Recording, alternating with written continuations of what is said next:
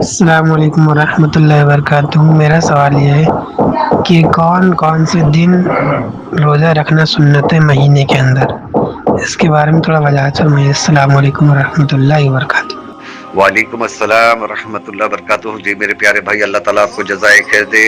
اظہر الدین صاحب، آپ نے سوال کیا ہے مہینے میں وہ کون کون سے دن ہیں یا کون کون سے وہ تاریخ ہے جن دنوں میں یا جن تاریخوں میں روزہ رکھنا رسول اللہ صلی اللہ علیہ وسلم سے ثابت ہے، یعنی کہ سنت ہے۔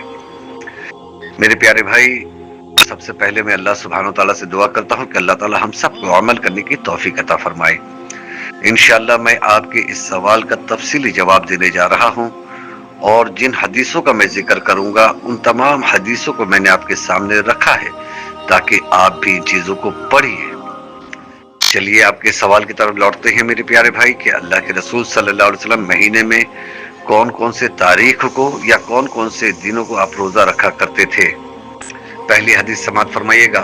عن ابی ہریرہ رضی اللہ تعالی عنہ ان رسول اللہ صلی اللہ علیہ وسلم قال تعرض الاعمال یوم الاثنین والخمیس فاحب ان یعرض عملی وانا صائم۔ یہ حدیث ترمذی میں ہے، 747 نمبر میں۔ علامہ ناصر الدین البانی رحم اللہ کہتے ہیں کہ یہ حدیث صحیح ہے۔ ترجمہ کیا ہے اس کا؟ حضرت ابو ہریرہ رضی اللہ تعالی سے روایت ہے کہ رسول اللہ صلی اللہ علیہ وسلم نے فرمایا، اعمال پیر اور جمعرات کے دن اللہ کے سامنے پیش کیے جاتے ہیں، بس میں چاہتا ہوں کہ جب میرا عمل پیش ہو تو میں روزے دار ہوں۔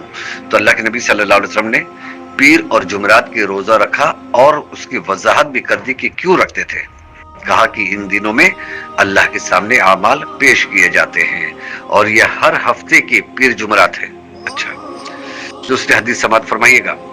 عن ابی قتادہ رضی اللہ تعالی عنہ قال سئل رسول اللہ صلی اللہ علیہ وسلم عن صوم یوم الاثنین فقال فیہ ولدت وفیہ انزل علی۔ یہ حدیث صحیح مسلم میں ہے جس کا نمبر ہے 1165 نمبر کی۔ ترجمہ کچھ اس طرح سے ہے۔ حضرت ابو قتادہ رضی اللہ تعالی سے روایت ہے کہ رسول اللہ صلی اللہ علیہ وسلم سے پیر کے دن روزے کے بارے میں سوال کیا گیا تو آپ صلی اللہ علیہ وسلم نے فرمایا، اسی دن میری پیدائش ہوئی اور اسی دن مجھ پر وحی نازل ہوئی۔ غور کرنا چاہیے جو امت کے ایک بہت بڑے دھڑے کو، بہت بڑی جماعت کو، جو سال میں ایک بار رسول اللہ صلی اللہ علیہ وسلم کے یوم پیدائش مناتے ہیں، ہیپی برتھ ڈے کے ترانے گاتے ہیں، کیک کاٹتے ہیں، ڈی جے بجاتے ہیں، بریانی بناتے ہیں، نیاز فاتحہ کرتے ہیں۔ اللہ کے نبی صلی اللہ علیہ وسلم نے اپنی پیدائش کے تعلق سے بتایا کہ میں پیر کے دن پیدا ہوا ہوں، 12 ربیع الاول نہیں، پیر کے دن، اور یہ سال میں 51 یا 52 بار آتا ہے، اور اللہ کے رسول صلی اللہ علیہ وسلم ہر پیر کو روزہ رکھتے تھے اپنی پیدائش کی وجہ سے۔ لیکن آج یہ امت سال میں ایک بار منائے گی، ایک بار محبت جاگتا ہے ان کے دل میں بس، اور وہ بھی کھانے پینے کا دھندا بنا لیا بس۔ چلیے ایک اور حدیث سماعت فرمائیے۔ عن ابی ہریرہ رضی اللہ تعالی عنہ قال اوصانی خلیلی رسول اللہ صلی اللہ علیہ وسلم بثلاثۃ صیام ثلاثۃ ایام من کل شہر ورکعۃ الضحى وان اوتر قبل ان ارقد۔ صحیح بخاری حدیث نمبر 1178، اور یہی حدیث صحیح مسلم میں 721 نمبر میں ہے۔ حدیث کیا ہے؟ حضرت ابو ہریرہ رضی اللہ تعالی عنہ کہتے ہیں کہ میرے خلیل یعنی کہ محبوب دوست یعنی کہ رسول اللہ صلی اللہ علیہ وسلم نے مجھے 3 باتوں کی وصیت فرمائی۔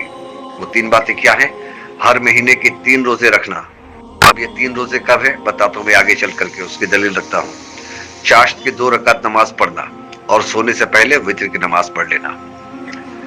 اور خاص 13، 14، 15 تاریخوں کے بارے میں مزید حدیث سماعت فرمائیے، جو وہاں پہ 3 روز کی ذکر ہے نا، اس کے تعلق سے اور حدیث آپ کے سامنے رکھتا ہوں۔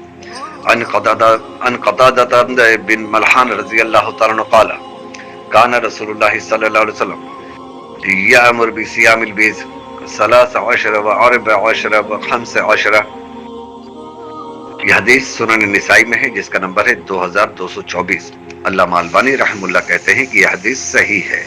ترجمہ کیا ہے؟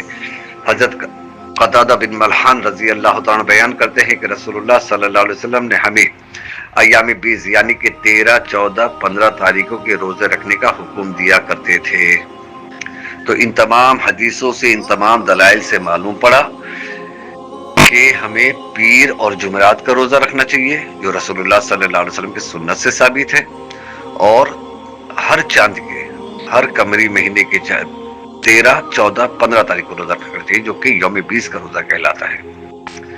اللہ تعالیٰ سے دعا ہے کہ اللہ تعالیٰ ہمیں کہنے سنت سے زیادہ عمل کرنے کی توفیق عطا فرمائے۔